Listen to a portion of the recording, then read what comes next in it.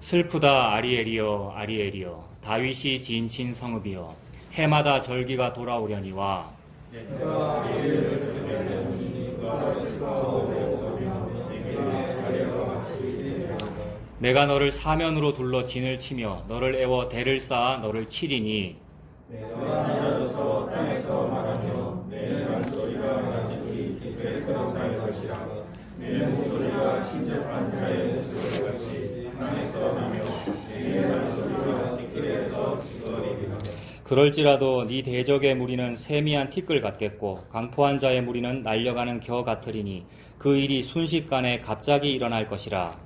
강물의 여호와께서 오래와 지진과 큰 소리와 배오리 바람과 폭풍과 맹렬한 불꽃으로 그들을 충돌하게 하시거든. 아리엘을 치는 열방의 무리 곧 아리엘과 그 요새를 쳐서 그를 곤고하게 하는 모든 자는 꿈같이 밤의 환상같이 되리니 줄인 자가 꿈에 먹었을지라도 깨면 그 속은 여전히 비고 목마른 자가 꿈에 마셨을지라도 깨면 곤비하며 그 속에 갈증이 있는 것 같이 시온산을 치는 열방의 무리가 그와 같으리라. 아멘. 1절에 보니까 하나님께서 슬프다 하시고는 아리엘이여라고 말씀하십니다. 아리엘이여 아리엘이여라고 두 번 부르잖아요. 성경에 두 번 반복되면 이거는 강조하는 거겠죠. 성경만 그렇습니까? 우리도 무언가 강조하고 싶으면 두세 번 연속해서 말하는 거지 않습니까? 근데 이건 시적인 표현이죠. 슬프다라고 이렇게 탄식을 내지르셨고, 그리고 두 번이나 아리엘이여 아리엘이여 하시는 거잖아요. 그러니까 무언가 좀 시로 말하면 뭔가 좀 슬프고 애통하는 그런 심상이라 그러잖아요. 그런 게 좀 느껴집니다.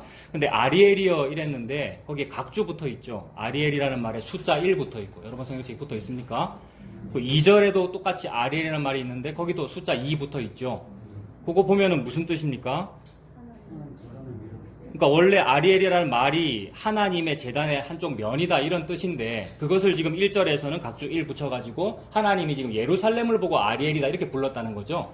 이거는 이제 쉽게 이해할 수가 있죠. 제단이니까 제단 번제 단일 거 아닙니까? 번제 단에 이제 여러 면이 있을 텐데 그 한쪽 면을, 여기서는 특별히 제단의 면이랬는데 그냥 번제 단 자체를 아리엘이라고 부른다 이렇게 보면 됩니다.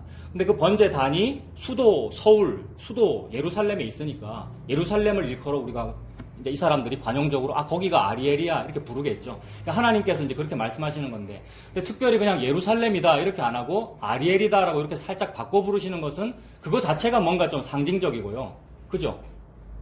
예루살렘아 이래도 되는데, 물론 그렇게 말씀하시죠. 예루살렘아 하시는데 뭔가 다르게 부른다는 것은 좀 주의를 환기시키는 것이고요. 그죠? 독자로 하여금 예루살렘을 아리엘이라 그러네? 이건 뭔가 주의가 환기되는 것이고, 그러면서 동시에 언어 유희가 되겠죠. 왜냐하면 바로 2절에서 이제 제단 얘기를 하실 거거든요. 2절에는 아리엘을 제단이라는 뜻으로 썼다고 지금 주석을 이렇게 붙여놓은 거잖아요. 각주를.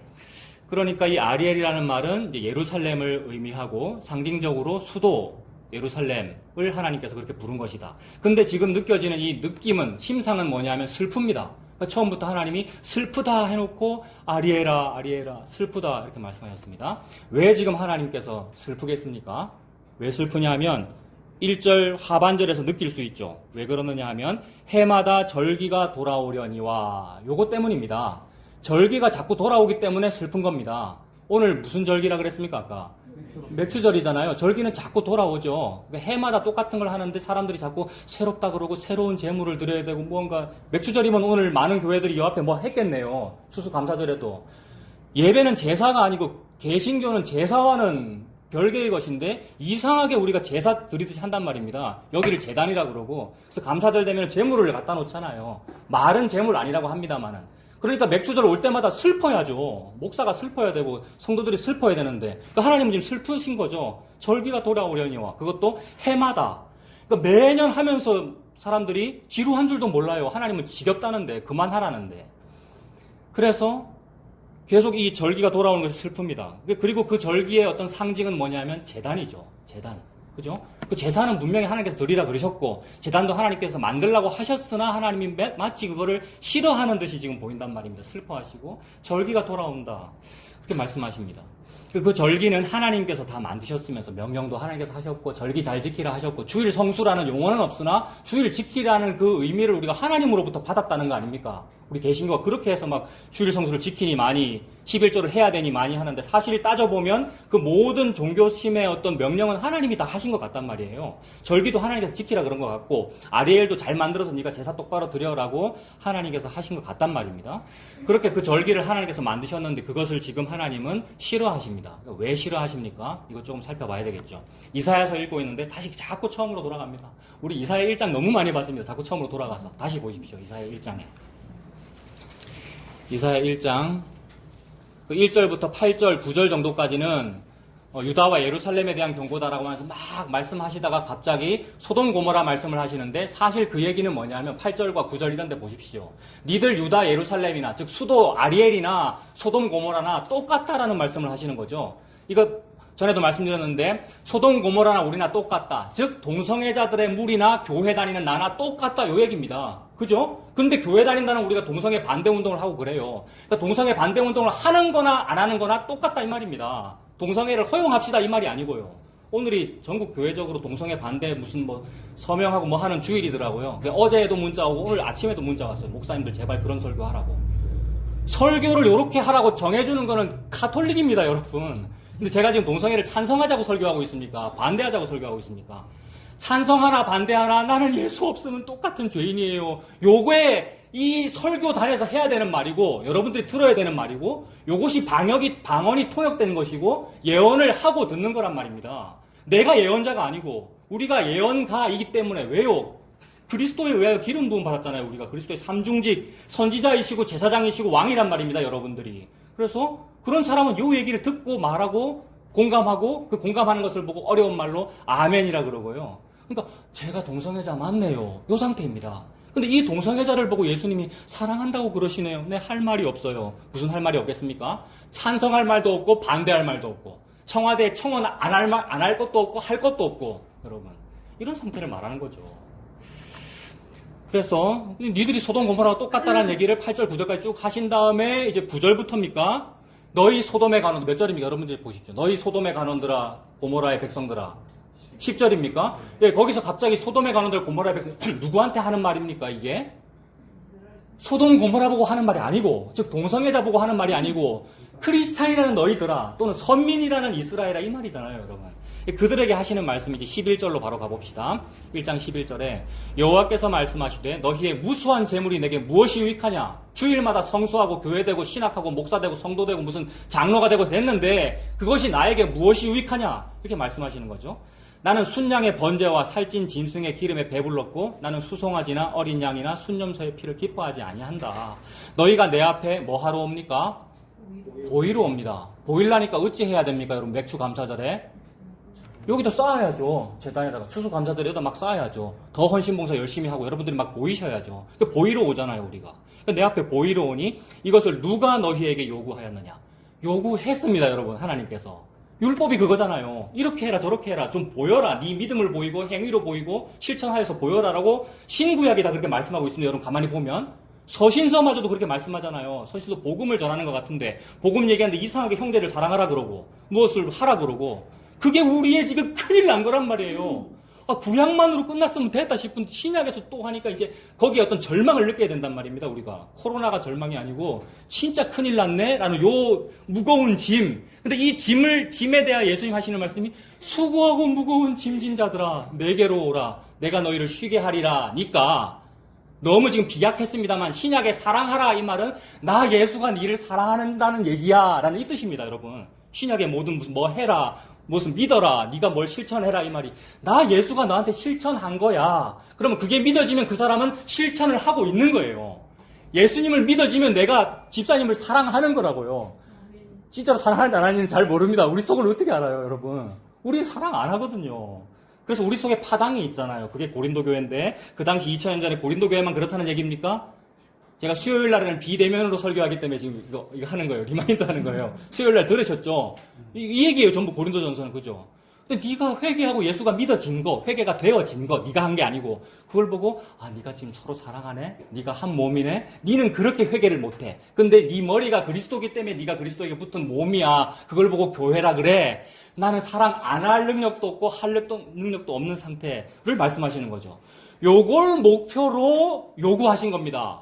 보이러 좀 와, 재물 들고 와, 이렇게 요구하신 거라고요. 요걸 목표로. 근데 그거는 없고 재물은 들고 왔어요, 우리가. 그거는 없고 주일 예배는 드린단 말입니다, 우리가. 그걸 보고 슬프다. 절기가 또 돌아왔다. 슬프다. 또 일요일이다. 또 주일이다. 하나님 이러시는 거예요. 그래서 슬프다. 아리엘이여 아리엘. 해마다 일주일마다 매일마다 새벽기도 때마다 절기가 예배가 돌아오려니 와. 하나님의 탄식이죠. 그래서 누가 너희에게 그것을 요구하였느냐. 그래, 내가 요구한 건 맞으나 내 마당만 밟을 뿐이니라. 이렇게 되죠. 마당은 누가 밟는 겁니까? 천국 못 들어가는 이방인들이나 겨우 이방인도 밟을 수 있나. 하여튼 성소 지성소로 못 나가는 자만 마당 밟고 나가는 거고요. 진짜 하나님 원하시는 건 지성소까지 가라는 거잖아요. 그러니까 대제사장만 지성소에 들어가죠. 근데 가끔 죽습니다. 그죠? 왜요? 지도 지죄가 있으니까. 그러니까 예수님께서 죽으심으로 지성소에 들어가실 때 나를 데리고 들어간 거 아닙니까? 이걸 보고 성소 휘장이 찢어졌다. 그러니까 마당 밟고 있지 말고 지성소로 들어와 라는 얘기를 하는 건데 어떻게 들어갑니까?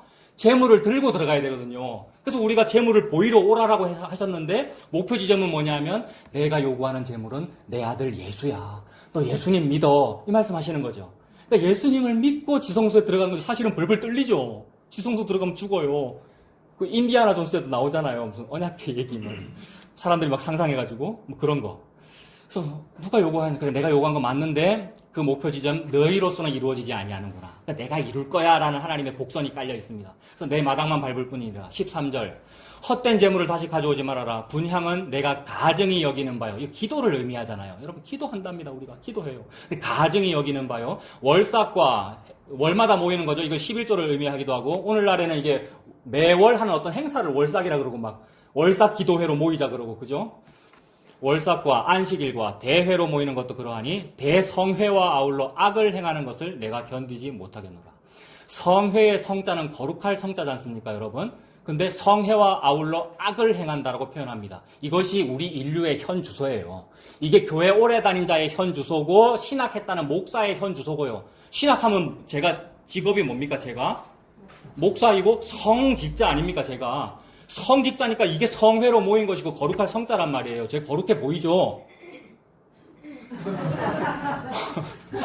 거룩할, 이 비웃음 좋습니다. 이렇게 해야 됩니다. 예. 이 거룩할 성자와 함께 악이 있는 것이 너의 현 주소다라는 것을 하나님께서 지금 말씀하시는 거예요. 그래서 그것에 아멘이 되어가지고 맞아요. 저는 거룩할 성자와 함께 내 악이 동시에 있네요. 그러니 저는 오호라 나는 곤고한 사람이로다. 이 사망의 몸에서 누가 나를 건져내랴의 상태를 만들어내시려고 하나님께서 즐겁게 이 일을 하고 계시는 중이에요. 즐겁게 이 일을 조금 더 방해받지 아니하면서 하시는 그 일을 말씀하신 게 슬프다입니다. 즐거운데 슬프다. 그거를 이제 그의 백성은 느껴지는 거죠. 이중적이네? 하나님이 하라 그랬는데? 하지 말라는 말인가? 이게 느껴지는 거죠.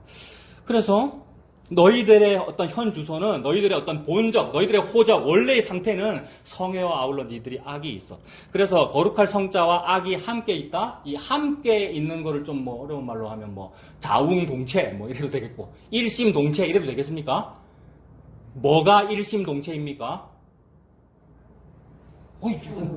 부부가 일심동체 아니에요. 부부가 일심동체예요. 그래서 뭐 예를 들어서 나는 선하다고 칩시다. 나는 선하다고 친데 내 배우자가 악하다. 이러면 일심동체라서 내가 악한 거예요.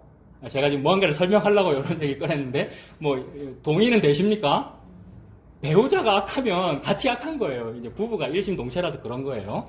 뭔가 남 탓할 거 없다, 뭐, 이런 뜻도 되고요. 아무튼, 부부가 일심동체인데, 그 말은 이제 부부는 끊을 수 없다는 것이고, 부부싸움은 뭐 칼로 물베기고, 하나님이 짝지어 주신 것을 사람이 나누지 못하리라, 이런 거잖아요. 그러니까 한 몸이라는 그런 의미가 되겠죠? 그래서, 이건 뭐, 나와 죄가 한 몸이다, 이 말입니다. 나에게 붙어 있는 죄는 내가 싫든 좋든 그 죄와 내가 결혼했다, 이 말입니다. 싫든 좋든 이 말은 연애 결혼했던 중매 결혼했던 이 말입니다. 내가 연애했나 중매했지. 이거 내가 원치 않았던 거였어. 이런 말을 못한다 이 말입니다. 왜요? 어쨌든 죄가 내 남편이고 죄가 내 아내라 이 말이에요. 그 말은 내가 죄다 이 말입니다. 일심동체예요. 그래서 그 어떠한 그 뭡니까? 뭐 계면활성제 우리 이런 말 많이 썼잖아요. 그 어떠한 계면활성제라도 나와 한 몸인 죄를 끊어낼 수가 없다는 거죠. 그래서 뭡니까? 어저께 이제 그 법륜 스님도 우리 카톡에서 좀 나눴고 여러분들이 또 글도 쓰셨고 했는데 이제 어떤 집사님이 그러셨죠. 하나님 앞에서의 거룩한 삶과 이 땅에서의 성도의 행복 뭐 이런 게 있어야 된다. 이것이 이제 어느 교회의 어떤 추구하는 목표 방향이겠죠. 어떤 목사님의, 대부분의 목사님이 이런 거 추구하죠. 하나님 앞에서의 거룩한 삶과 이 땅에서의 성도의 행복이 있어야 된다. 이거 가톨릭도 이거 하거든요. 가톨릭 신자 여러분, 하나님 앞에서 거룩하게 사시기 바랍니다. 동시에 그 삶을 통하여 여러분들의 이 땅에서의 성도의 행복이 있습니다. 라는 이런 얘기. 이 두 가지가 하나는 거룩할 성자가 들어갔어요. 거룩한 삶이니까. 뒤에도 들어갔네. 성도의 행복. 성도. 거룩할 성자. 근데 하나는 선인 것 같아 보이는데 하나는 너무나 악이더라 이 말입니다. 이상하게 하나님만 있지 아니하고 나의 행복, 성도의 행복. 그러다 보니 그런 말씀을 찾게 돼요. 이 모든 명령은 내가 너의 행복을 위하여 준 것이다. 뭐 이런 말씀들을 찾아내가지고. 또 그게 죄란 말입니다. 근데 그 죄가 너무 아름다운 종교적인 용어로 포장되어서 우리들에게 있다. 이게 뭐냐 하면 결혼했다 이 말입니다. 앞에 있는 거룩한 삶과 성도의 행복이 결혼했다. 못 된다 우리는. 그 죄가 늘 같이 있죠. 이게 이제 신학적으로는 교리적으로 사람들이 정리를 했죠. 목사들이 우리가 정리했죠. 그 믿음과 어떤 행위도 있어야 된다. 야고보서 같은 것을 동원해서 그렇게 말하는데 믿음과 행위가 있어야 된다라고 말할 때 그 믿음은 뒤에 있는 행위는 믿음으로서의 행위를 말하는 거란 말입니다. 그렇다면 믿음으로서의 행위라는 것은 뭐냐면 나에게서는 안 나오는 믿음을 말하는 것이고 나에게서는 안 나오는 행위를 말하는 거예요. 그러니까 나에게서는 안 나오는 믿음과 행위가 있어야 된다 이 말이라고요. 그런 게 어떻게 가능해요? 나에게서는 믿음도 안 나오고 행위도 안 나오는데. 근데 그런 사람 보고 행위를 하세요. 실천이 있어야 됩니다. 백날 말해봤자 외식만 한단 말이에요. 누가 좀 안 봐주나 내 헌금 봉투 지금 집어넣는데 요 상태. 누가 좀 안 봐주나 내 열심히 교회당 뭐 청소하는데 요 상태. 그걸 보고 행위라 그러잖아요. 그래서 그 행위가 있어야 네가 믿음 있는 자로 드러나리라라는 말씀들을 막 인용해가면서 자꾸 부추기는데 그게 부부가 일심동체된 거라고요. 죄하고 결혼을 딱 했기 때문에 죄를 못 끊어내는 행위가 자꾸 나오는 거라고요. 우리에게서. 그게 부부죠. 그래서 그거를 이제 우리가 표현하면 믿음과 자기 의로서의 행위가 동시에 있어야 됩니다라고 말을 하지 않습니까? 이게 지금 부부가 동시에 있는 거죠. 한 몸입니다. 나와 죄가. 아무리 나는 착하게 했고 나는 아무리 기독교를 위해 진심으로 난 한 겁니다 라고 해도 그 진심을 보고 하나님이 의로우신 재판장이 그래 그게 죄야 이러시는데요. 어떤 변호사를 써보십시오. 안 되는데. 여기서 살짝 비약해서 결론 먼저 말씀드리면 어떤 변호사를 써도 안 되는데 희한한 변호사가 나타나가지고 해결됐다 이 말입니다. 그 변호사가 누굽니까? 보혜사, 변호사 같은 뜻이거든요. 성령님, 예수님이죠 여러분. 예수님이 변호사죠. 예수님이 내 같은 과부, 나는 과부 고아라서 변호사를 수임할 돈이 없어요. 국선 변호사 제도가 있는지도 몰라요. 무식하면 모릅니다, 여러분. 알죠? 그래서 법은 서민을 위한 게 아니죠. 법 공부하거나 법적 용어를 알아듣는 사람을 위한 게 법이란 말이에요. 그래서 법정에서 쓰는 용어들이 저와 여러분들에게 전부 방언 아닙니까? 당장 법정 가서 재판장 앞에서 우리 재판할 수 있습니까? 게다가 변호사를 수임할 돈도 없어요, 어떤 사람은요. 이런 상태인데 그게 고아와 과부를 의미하는 거죠. 근데 고아와 과부를 신원하여주고 과부를 위해서 변호해주는 자가 어디 있느냐 이랬는데 과부를 위해서 변호해주는 자를 보고 예수님이라 그러더라는 거죠. 그 예수님이 자꾸 여인들 찾아가잖아요. 과부, 내가 네 신랑이다 이 뜻이잖아요. 와, 예수님이 변호사였어요. 보혜사였어요. 그리고 내가 못 알아듣는 법정 용어 하지 않으셔요. 알아듣는 평민의 말씀을 하셔요. 그게 예언이잖아요. 알아듣는 말. 느그나라 말, 난곳 방언, 갱상도 사투리 써가면서 알아듣게 말씀해 주신 거 그게 예수님의 십자가라는 거죠. 그래서 나는 이렇게 일심동체가 돼서 죄와 함께 일심동체가 되어서 믿음이라고 말은 하지만 동시에 성화를 늘 내 속에 말하고 있구나. 그러니까 믿음과 성화가 하나가 된 요 상태, 부부가 되어버린 요 상태. 그 전부 자기 의였습니다. 성화에도 또 성자 붙여놨네요. 우리가 거룩할 성자, 그죠? 그래서 그 14절 보십시오. 내 마음이 그래서 그걸 싫어한다. 내 마음이 너희의 월삭과 정한 뭐를 싫어합니까? 절기를 싫어하나니 그것이 내게 무거운 짐이다. 너무 토하고 싶대요. 자꾸 하나님 입에다가 재물을 자꾸 집어넣으니까 하나님 이거 받아 먹으세요라고 자꾸 예배를 집어넣고 기도를 자꾸 집어넣으니까 뭐 무거운 짐이고 토하고 싶고 막 하나님 그렇다는 거예요. 내가 지기에 곤비하였느니라. 자, 하나님께서 계속 무언가 복선을 깔면서 말씀하신다 그랬죠. 하나님은 다 계획이 있으셔요. 그죠? 지금 슬프다라고 하시는데 사실은 즐거우셔요. 그래서 뭔가 해결책이 있고 복선이 있어요.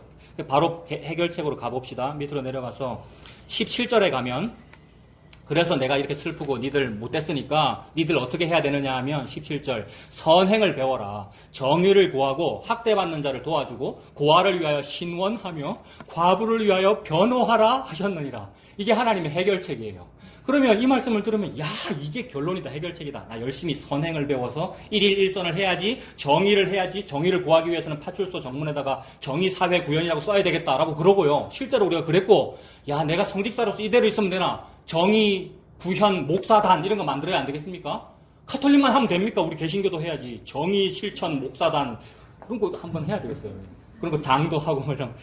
근데 그거 하래요. 정의를 구하며 학대받는 자를 도와주며 고아를 위하여 신원하며, 이 신원하다는 것은 원수 갚아주어라는 얘기인데 억울함을 풀어주라는 얘기 아닙니까? 고아가 얼마나 억울하겠어요. 고아를 위하여 신원하며 과부를 위하여 변호하라. 이 말은 이 고아, 과부, 나그네, 거지가 된 사람, 이런 사람들이 다 곤고한 사람들인데 곤고한 자를 도와주라는 말입니다. 뭐로 도와줘야 됩니까? 여기에 선행으로 도와줘야 되고 정의로 도와줘야 되죠. 그래서 그거 하겠다고 민주정부가 있는 것이고, 또는 어떤 사회는 사회주의 이념으로 그걸 하겠다는 거잖아요. 어느 인간도 그거 못 해냈습니다. 아무리 민주화 하지만 그걸로는 안 되더라는 얘기를 하나님 지금 하고 계시는 것이고, 하나님은 다 해결책을 가지고 요 말씀 했다 그랬는데 그게 뭐냐 하면, 잘 봐라. 곤고한 자를 어떤 선행과 정의로 도우라 그랬지라고 하시면서 저 뒤에 가면 이사야 50장 4절에, 이건 제가 말씀드릴게요. 이사야 50장 4절에 주 여호와께서 학자들의 혀를 내게 주사 나로 곤고한 자를 말로 어떻게 도와줄 줄을 알게 하시고 이랬단 말이에요. 이거 몇 번 살펴봤죠? 하나님이 곤고한 자를 돕는데 그 돕는 것은 말로 도와주는 거래요. 참 하나님 말도 안 되는 말씀을 하시는 거죠. 돈으로 도와줘야 되고 뭐 물질을 줘야지 도움이 되지, 말로 도와준다니까 너무 쉽게 일하시는 거 아닙니까? 근데 예수님이 30살 되더니 나사렛 마을에 가셔가지고 나사렛 살아나셨고, 나사렛 사람들이 다 예수를 아는데, 전마저고 누구 집 아들 배다라고 다 아는데, 그분이 딱 서시더니 회당에서 이런 이사야서를 읽고 나서 이 말씀이 오늘 너희들 앞에 응하였느니라 이랬단 말입니다. 그 말은 무슨 말이냐면, 너희들이 다 알고 촌놈으로 여기는 나 예수가 니들이 그렇게 좋아하는 이사야 50장 4절에 그 사람이야. 이사야서에 나오는 그 고난받는 종, 그 사람이 그게 나야. 이렇게 말씀하신 거거든요. 그러므로 예수님이 바로 곤고한 자를 말로 도와주는 사람입니다. 말로 사람을 도와야 그게 도움을 받는 거거든요. 우리가 말로 도우면 어찌 되죠? 어이구 저 인간 말만 하네 이렇게 되는 거잖아요. 근데 하나님이 말로 사람을 도우면 어떻게 되죠? 빛이 있으라 이러면 빛이 있어요. 이걸 보고 로고스, 말씀이라 그러지 않습니까? 그래서 말씀이 사람을 도웁니다, 여러분. 그래서 말씀이 육신이 되어 우리 가운데 거하시니 그분이 누구예요? 예수님이에요. 요한복음 1장이 그 말을 하고 있어요. 모든 성경이 이렇게 예수님만 증언하고 있는 거예요. 그러므로 모든 성경이 이렇게 예수님만 증언하고 있으므로 아까 읽은 17절 그 해결책이라고 하는 그 17절에 선행을 배우며 정의를 구하는 그 사람이 예수다라는 말입니다. 17절에 고아를 신원해주고 과부를 위하여 변호하라라고 했는데, 예 알겠습니다, 제가 변호할게요 라고 하신 단 한 명의 인간이 예수님이라고요. 우리는 내가 그걸 하려고 그러지만은 못한단 말입니다, 우리는. 그래서 예수님이 과부를 위하여 변호했어요. 과부는요, 평생 남편이 지 남편인 줄 알고 살았는데 어느 날 남편이 내를 버렸어요. 그게 이 죄가 내 남편이었다 이 말입니다. 근데 나는 죄를 버리고 싶지 않아요. 왜냐하면 죄가 좋고 죄가 있어야 내가 먹고 살거든요. 근데 어느 날 내가 과부가 되었다는 겁니다. 남편이 아닌 상태잖아요. 근데 그를 위해 변호해줬다는 말은 진짜 남편보다도 나은 신랑이 있다는 얘기죠. 말이 좀 이상한데 진짜 신랑이 왔다 이 말이라고요. 진짜 신랑이 누굽니까? 예수님이죠. 그래서 그 예수님을 일컬어 하나님께서 하신 말씀이 뭐냐면, 그러므로 여기서 사람은 남자입니다. 그러므로 남자가 부모를 떠나 땅으로 내려가 여자를 만나 둘이 한 몸을 이룰지니라. 하나님 나 여호와가 짝지어 주신 것을 너희들끼리 인간들이 나누지 못할지니라 이랬단 말입니다. 이거 우리가 가정법원 이혼할 때 많이 씁니다만 전혀 그 말이 아니고, 하나님이 자기 아들 예수를 보고 남자가 부모를 떠나 여자 즉 성도를 백성을 만나 둘이 한 몸을 이루라, 교회를 이룬다 이 말씀이죠. 이 비밀이 크도다 나는 그리스도와 교회에 관하여 말하노라. 그래서 예수님이 지금 여기 있는 17절을 이루기 위하여 고아와 과부를 찾아가 과부를 변호해주고 그 과부의 진짜 남편이 되기 위하여 십자가에서 죽었다. 너 이거 믿어라. 요게 하나님의 해결책입니다. 이 말씀 하시려고 지금 하나님께서 그러신 거죠. 그러므로 이 고아에게 정말로 든든한 부모가 생기면 그걸 보고 해결이라고 그러죠. 과부에게 참으로 훌륭한 신랑이 생기면은 그것이 이제 해결입니다. 그게 예수님 믿는 거죠. 하나님이 하고 싶은 말씀은 이것뿐입니다. 여러분, 너무 막 어렵게 설명되고 저도 막 말을 잘 어떻게 할 줄 모르겠고 어렵고 신학이 복잡하고 그렇습니다만은 하나님이 하고 싶은 얘기는 요거밖에는 없어요. 자기 아들 예수를 여자한테, 여러분이 여자거든요, 전부 다. 여자에게 결혼시킨 그 얘기를 지금 하나님 하시는 거죠. 그래서 너희들은 곤고한 자다. 너희들은 학대받는 자야. 너희들이 바로 고아고 과부야. 니들이 38년 된 병자고 12의 혈루증 여인이야. 너희들이 그 말을 하는 거예요. 그러므로 너에게는 예수가 필요하다. 너에게 내 아들 예수가 필요한 상태를 만들려고 내가 일부러 선악과를 존재하게 한 거야. 이 말입니다. 선악과가 있어도 내가 안 먹었어야 됐는데 이 말이 아니고 일부러 니를 그렇게 만들려고 내가 선악과를 존재하게 한 거야. 그러므로 여기서 하나님이 선악과 먹게 했다 이렇게 표현할 필요는 없습니다. 이러면 또 막 신학적으로 복잡해지거든요. 조직 신학적으로 이러면 이단이 되거든요. 옛날 같으면 이러면 화형당하고 오늘날도 똑같이 화형 아닌 다른 방법으로 이제 화형당합니다, 여러분. 일부러 긁어 부스러 만들 필요는 없지만 하나님의 주권을 따져보면 하나님이 그런 거 맞잖아요. 하나님은 주권이에요. 자기 마음대로 뭐든지 하실 수 있는 분이에요. 그래서 내가 선악과도 존재하게 했고 그래서 죄도 존재하게 한 거야. 이렇게 말씀하신 거예요. 그래서 죄도 존재하게 한 거야가 조금 느껴진 어떤 사람이 뭐라 그랬냐면 오, 복되도다 죄여 이랬어요. 이거 정확한 전설은 모르겠는데 어거스틴인가 뭐 이런 뭐 유명한 사람이 고대로부터 이런 말을 했대요. 그러니까 예수 그리스도의 복음을 조금이라도 느끼면 어떻게 되느냐 하면 오, 죄도 복되군요 이렇게 되는 거예요. 왜요? 죄 때문에 예수가 필요한 상태가 됐잖아요. 나에게 죄가 없었으면 예수 따위 필요 없습니다. 네 없이도 나는 천국 간다. 이 상태가 되잖아요. 그래서 네 없이도 나는 천국 간다는 상태를 만들기 위하여 인간이 고안해낸 방법이 뭡니까? 종교입니다. 예수 없이도 천국 갈 수 있는 상태를 만들어낸 게 종교예요. 예수 없이도 천국 갈 수 있는 상태를 만들어낸 게 닦을 수행이에요. 그러면 법륜스님은 종교와 수행이 다르다 그러는데 아니요. 부부라서 일심동체라 이 말입니다. 종교와 수행은 같은 거예요. 어저께 법륜스님께서 그러셨죠. 종교와 수행은 다른 거니까 종교가 기독교거나 불교든지 다 오셔서 저희 정토회에 오셔서 수행을 함께 하시기 바랍니다. 그래서 수많은 개신교인들이 정토회에 가서 법륜스님 말 들으면서 신앙상담하고 그러잖아요. 실제로 유튜브에 보이잖아요. 저는 무슨 교회 다니는 누군데요. 근데 얼굴은 모자이크 했더라고요. 근데 하나님은 이렇게 말씀하시면 뭐 이렇게 질문하고 오늘 스님의 말씀을 들으니까 속이 시원합니다 막 이러고요. 진짜 그래요. 저도 좀 후련하던데 어떻게 들으니까. 너무 인간이 듣고 싶은 얘기를 정확하게 짚어주잖아요. 그게 죄와 한 몸이 된 거다 이 말입니다. 그러니까 종교나 수행이나 같은데 법륜스님은 다르다고 말하고 있는 것일 뿐이고 그러니까 같으니까 기독교 종교든 불교 종교든 다 거기 가서 들으면 아멘 할 수 있죠. 같으니까. 이게 일심동체라 이 말입니다. 그래서 그 내 아들 예수가 없이도 파라다이스, 극락에 이룰 수 있는 상태가 뭐냐면 수행을 잘하면 되는 거고요. 해탈하면 되잖아요. 종교생활 잘하면 되는 거죠. 근데 하나님은 뭐만 증언하고 싶습니까? 자기 아들 예수만 증언하고 싶기 때문에 예수가 필요한 상태를 창조한 거예요. 이 창조 세계는 예수가 필요한 상태라는 걸 증명하려고 봐라 부족하지, 봐라 탄식이 터져 나오지, 봐라 니들이 선악과를 먹지, 봐라 너희들은 교회 열심히 다니는데도 목사인데도 니가 죄가 있지 라는 걸 자꾸 하나님이 말씀하시는 겁니다. 그래서 내 아들 예수가 원래부터 먼저 있었고 예수님이 누구길래요? 하나님입니다. 원래부터 먼저 있었다 이 말을 영원 전이라는 표현은 원래 없는데 영원은 전이 없거든요. 영원부터 존재하시는 분이죠. 그래서 내 아들 예수가 원래부터 영원히 먼저 있었고 그 아들이 네 신랑이라는 것을 드러내려고 너를 만들고 죄도 존재토록 허락했어 라는 겁니다. 그래서 요것 때문에 너를 만들었어 라는 상태가 없이 우리가 노래를 부르면 어떻게 되느냐 하면요. 당신은 사랑받기 위해 태어난 사람 이렇게 돼요. 이런 노래 부를 때 막 너무 낯간지럽고 제가 그렇다 그랬잖아요. 근데 진짜로 요 생태가 있으면 이 노래 가사는 진짜 복음입니다. 당신은 사랑받기 위해 태어난 사람. 인간 남편, 인간 배우자에게 사랑 못 받았어요, 우리가요. 인간이라고 하는 어떤 복에 의해 사랑을 못 받았다고요, 우리는. 근데 사랑받는 줄 자꾸 착각하는 이유는 뭐 마약을 먹거나 인간의 쾌락 때문에 그런 거예요. 근데 하나님은 진짜로 너는 사랑받기 위해 태어난 사람이어서 너는 죄를 짓게 되어 있어. 그러므로 그 죄를 책임지는 사람이 네 신랑이야 라고 예수님을 주시는 거죠. 그게 사랑받기 위해 태어난 거잖아요. 그래서 너를 위해 저 별을 만들고 세상을 만들고 아들을 보냈네. 옛날에 이 찬송을 십자가 없이 울면서 불렀거든요. 너무 가정스러운 거예요. 십자가 없이 울면서 부른 게. 근데 지금은 십자가로 울면서 부를 수 있는 노래잖아요. 이게.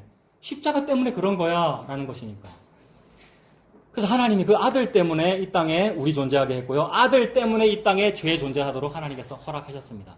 그러니까 우리는 원래 남편이 없는 과부입니다. 우리 모두가 다 성별에 관계없이 여자잖아요. 그래서 남편이 없는 과부예요. 또는 남편이 있다고 해도 그 남편이 참이 아니라는 말입니다. 자기 신랑이 참이 아닙니다. 이 말을 할 때 저는 우리 집사람 생각납니다. 난 진짜 남편 어떤 자격이 없거든요.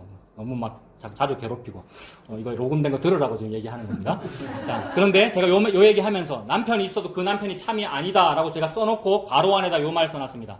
현실의 당신의 남편에게 충성하십시오. 그것이 예수님의 뜻입니다. 아무도 아멘 안 하지요. 예. 나 분명히 썼습니다. 현실의 당신의 남편에게 충성하십시오. 그것이 예수님의 뜻입니다. 맞아요. 복음 알았답시고 진짜 남편은 예수야. 그걸 보고 영지주의라 그래요, 여러분. 2000년 전부터 있었던 거예요. 근데 현실이 동시에 존재해요. 왜요? 죄를 알아라고. 죄를 알아라고. 그래서 죄라고 하는 상태가 벌어져요. 뭐 이혼이니 무슨 뭐 고통이니 뭐 남편 때문에 괴로워요, 아내 때문에 괴로워요. 나는 이게 모든 것을 보고 죄라 그러거든요. 내가 죄 안 졌고 배우자가 죄 지었는데요. 그걸 보고 네 죄라 그런다고요. 하나님이. 그래서 그 죄가 있어야 예수님이 필요한 상태거든요. 그래서 이 현실이 그만큼 중요한 거라 이 말입니다. 보통 안 좋은 배우자 붙여줍니다. 우리 집만 빼고. 보통 안 좋은 배우자, 안 좋은 어떤 가정 상황, 사업이 잘 안 되는 거, 뭐가 잘 안 풀리는 거 보통 이렇게 주시는 것 같아요. 요거는 확실히 말씀 못 드리겠습니다. 안 그럴 때도 있으니까. 하나님 마음이니까요.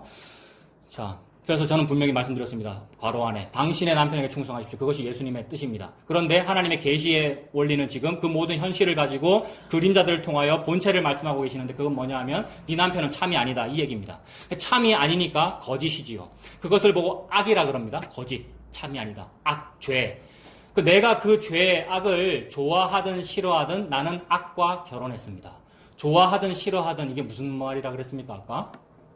결혼하는데 연애 결혼했든 중매 결혼했든 상관없이 내는 어쨌든 지금 현실이 죄와 내가 한 몸이 되어버렸다 이 말입니다. 그러므로 죄와 내가 일심동체입니다. 일심동체는 분리해낼 수가 없죠. 그죠? 요거 분리하려고 만들어낸 게 사실은 아까 그 종교고 수행이거든요. 그 수행이 닦는 거지 않습니까? 닦을 때 맹물로 닦으면 안 될 거 아니에요. 계면활성제로 닦아야 될 거 아니에요. 비누로. 아무리 그 어떠한 계면활성제 세제를 써서 닦아도 죄가 안 없어지더라는 게 성경책 66권의 말씀입니다. 그래서 예를 들어 하나만 말씀드리면 예레미야 13장 23절인데 그냥 읽어드리겠습니다. 예레미야 13장 23절. 구스인이 그의 피부를 변하게 할 수 있느냐? 이랬습니다. 구스인은 아프리카 사람이잖아요. 그러니까 흑인이 그의 피부를 백인 만들 수 있느냐? 이건 흑인 비하적 발언이 아니라 흑인이 백인 될 수 있느냐? 백인이 흑인 될 수 있느냐? 뭐 그런 얘기죠. 우리가 우리 힘으로 피부를 못 바꾼다. 아무리 이걸 하얗게 하려고 계면활성제로 밀어도 안 되더라는 얘기죠. 표범이 그의 반점을 변하게 할 수 있느냐? 그렇죠. 할 수 있을진데 악에 익숙한 너희도 선을 행할 수 있으리라. 아, 우리가 악에 익숙하다는 것을 하나님께서 다 아시는구나. 그 말은 우리가 원래 선악과 먹는 존재라는 것을 하나님께서 다 아시는구나. 괜히 내가 열심히 예수님 믿는다고 저는 선악과를 한번 안 먹어보겠습니다 할 필요가 없군요. 요 상태예요. 그래서 이렇게 할 필요 없군요. 안 해도 되는군요. 라고 이렇게 어깨에 힘이 딱 풀리는 요 상태를 보고 이게 방학, 놓을 방자잖아요. 그걸 성경적인 용어로는 안식. 그죠? 쉬는 거. 그래서 예수님이 쉬게 하려고 고민 안 하게 하려고 염려함으로 네 키를 한 자나 더 할 수 있느냐? 이 동의어예요. 네가 염려함으로 네 피부가 백인 되거나 백인이 흑인 되거나 하느냐? 이 동의어라고요. 신구약이 동의어잖아요, 여러분. 그래서 네가 만약에 표범이나 구순이 그거 할 수 있다면 너희들도 악에 익숙한 너희도 선을 행할 수 있으리라 이렇게 말씀했습니다. 그런데 여기에 또 하나 또 사족을 달자면 근데 이 말씀은 우리가 이만큼 죄인이니까 회개를 더 많이 하고 더 많이 낮아져야 돼. 막 완벽한 반성을 해내야만 돼. 라는 말이 아니라 그런 게 아닌 거예요. 아니라 우리는 할 수 없다가 핵심이죠. 하나님은 자꾸 우리는 할 수 없다를 말씀하시고 내 아들 예수가 다 한다는 요 말씀만 지금 하고 계시는 거니까. 그래서 할 수 없다가 핵심입니다. 그러므로 하나님께서 하고 싶으신 말씀은 아까 했던 그 말 그거 하나밖에 없죠. 너는 할 수 없다라는 것을 드러내려고 내가 다 창조한 거야. 너는 못하고 내 아들 예수가 다 이룬다는 걸 믿을 수 있겠니? 믿음이 작은 자들아 이렇게 말씀하신 겁니다. 그러니까 믿음이 작은 우리가 자꾸 믿음이 작거나 없는 우리가 믿음이 클래요, 믿음이 커요 라고 할 필요가 없는 거죠. 믿음이 작은 자들인 걸 알아요. 못 믿겠지, 믿음이 작은 자들아 이렇게 말씀하시는 거예요. 그렇게 해서 믿게 하시는 거죠. 진짜로 내가 믿음이 작은 자네요 라는 게 드러나서 믿어집니다. 진짜로 예수를 배반하고 나서 믿어진다고요. 베드로잖아요, 여러분. 진짜로 예수를 배반하는 사람이 내네요. 베드로는 예수 절대 배반 안 할 사람이죠, 여러분. 칼 들고 다니는 사람이고 죽는 데까지 저는 배반 안 하고 갑니다라고 한 사람인데 희한하게 여자애 앞에서 희한하게 모닥불 피워놓은 데 앞에서 3번이나 부인하게 되더라는 거잖아요. 그 부인하게 되리라라고 누가 말씀했습니까? 예수님이. 그 말씀이 육신이 되신 분이니까 여호와께서 말씀하셨으니까 말씀이 창조했거든요. 창조를 그렇게 했다는 얘기잖아요. 뭐 하라고? 죄 짓도록. 죄 지으면 어떻게 되는데요? 예수 아니면 니는 안 돼. 그 상태가 되는 거죠. 요것만 목표예요. 하나님의 목표는. 예수만 필요한 상태를 만들어내고 계십니다. 그래서 할 수 없다가 방금 그 말씀의 핵심이었어요. 그래서 너는 이것을 못 믿겠지 또는 못 믿겠니? 믿음이 작은 자들아. 그래서 너는 못한다 라는 말씀. 요것의 동의어가 아까 말씀드린 그거예요. 요것도 읽어드릴게요. 마태복음 6장 27절인데 여러분이 많이 아시는 거. 너희 중에 누가 염려함으로 그 키를 한 자나 더 할 수 있느냐? 요게 구스인이 바꿀 수 있느냐? 라는 말과 동의어죠. 그래서 한 자라도 더 할 수 있느냐라고 하시면서 하신 말씀이 드레핀 백합화를 봐라. 저 나는 참새들을 봐라. 그죠? 솔로몬의 모든 입은 옷으로도 저 화려한 옷을 입지 못했다는 얘기잖아요. 그러니 오늘 있다가 내일 아궁이에 던져지는 들풀도 하나님이 이렇게 입히시거든 하물며 너희일까 보냐? 그 다음에 하신 말씀이 뭡니까? 믿음이 작은 자들아. 그러니까 믿음이 작은 자들아 이 말은 그러니까 욕이 아니고 너희들은 믿음이 적어. 그래서 니들을 내가 그러니까 입히는 거야. 들풀 입히는 것처럼. 그래서 예수님이라는 옷으로 신부에게 뭘 입히는 겁니까? 웨딩드레스. 신부의 혼인 예복. 그래서 혼인 예복이 있어야 천국에 들어간다는 얘기잖아요. 복음서의 말씀이. 하나님은 그 말씀만 계속하고 계십니다. 그래서 우리가 이렇게 믿음이 작은 자들이라는 것을 만들어내시고 아무것도 할 수 없는 자들임을 만들어내십니다. 하나님이 그러신 거예요. 그래서 나와 내 남편 곧 아기 한 몸임을 드러내십니다. 그거 하시려고 다윗이 진을 쳤어요. 오늘 제목 뭐죠? 다윗이 진친 성읍인데 다윗이 장군 이때는 장군이고 군인인데 진을 쳤네. 뭔가 공성전을 하는 전쟁을 하는 거네. 왜 했지? 왜 하긴요. 전부 예수 드러내려고 한 겁니다. 성경의 모든 사건은 예수님 말하려고 무슨 그런 일도 있었고 저런 일도 있었고 뭐 전래동화 같은 스토리들이 전부 다 예수님 드러내려고 그러는 거예요. 그러니까 하나님이 요거 하려고 이때는 다윗이 진을 쳤어요. 희한해요. 그래서 다윗이 진을 쳤고 예수님이 그곳을 정복하려고 진 쳤다 요 얘기입니다. 다윗은 예수님을 예표하죠. 그래서 아브라함과 다윗의 자손 예수 그리스도의 족보인 거잖아요. 그래서 다윗이 진을 쳤다는 말은 예수님이 진 쳤다는 말입니다. 예수님이 군대를 거느리고 진을 쳤다는 말은 무언가를 정복하려고 그러는 것인데 옛날에 공성전은 무엇입니까? 공성전. 성을 정복한다는 것은 그 성을 안에 들어가서 내가 살겠다는 거죠. 그 안에 있는 놈은 강제로 내쫓아버리고 즉 그 성 안에 있는 주인, 성경에서 주인이 다른 말로 남편이죠. 주인을 내쫓아버리고 내가 그 안에 들어가서 주인 하겠다. 이게 공성전이고 진을 쳤다는 겁니다. 남편하고 연결됩니까? 신랑 이야기하고 나의 일심동체 배우자가 악이란 말이에요. 악이 내 주인이에요. 주인인 줄 모르고 나는 이게 예수님인 줄 알고 믿고 있단 말입니다. 그게 종교 믿는 거잖아요. 이게 금송아지인데 내가 예수라고 이름 붙였죠. 시내산 밑에서 실제로 한 일이 그거잖아요. 금송아지, 분명히 금송아지인데 황금으로 만들었는데 뭐라고 이름 붙였습니까? 여호와라고 이름 붙였는데 권사님 정확하게 말씀하셨어요. 저 얘기가 있어야 돼요. 이는 너를 애굽 땅 종되었던 곳에서 인도하여 낸 여호와라고 붙였단 말입니다. 애굽 땅에서 인도하여 낸 그 여호와가 눈에 보이는 존재가 예수님이에요. 애굽 땅에서 예수님이 죽어가지고 6월절로 우리가 나온 거잖아요. 근데 예수님이라는 얘기라고요. 그러니까 우리가 금송아지를 보고 예수님이라고 불렀다고요. 그래서 제도권 기독교는 그걸 하고 있는 거예요. 잘 봐. 예수님이지. 자꾸 꼬시는 거죠. 설교를 가지고. 응? 너희들이 이렇게 행해서 복을 많이 받는 거 보니까 네 간증이 이렇게 나오는 거 보니까 네가 믿은 거 예수님 맞지? 이렇게 하는 거죠. 그 예수님이 아니고 금송아지라는 거죠. 너무 적실하게 너무 적나라하게 실제로 예수라고 이름 붙인 겁니다. 사람에게 예수라고 이름 붙였고요. 이단만 그렇습니까? 대한민국이 자칭 예수가 제일 많은 나라라면서요. 자칭 메시아가 제일 많다고. 근데 그들만 그렇습니까? 이만희만 그렇습니까? 우리도 다 내가 원하는 어떤 것을 예수라고 이름 붙이고 있는 거죠. 근데 그게 가짜 남편이잖아요.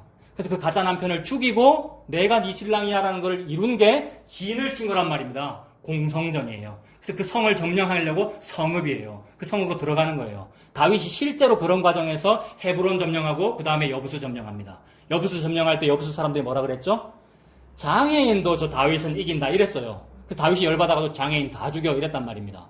그 말은 장애라고 하는 거 장애인 비하 발언이 아니고 장애라고 하는 것이 내 안에 있어요. 즉 내 안에 잘못된 게 있다고요. 하나님께서 말씀하실 때 잘못된 거.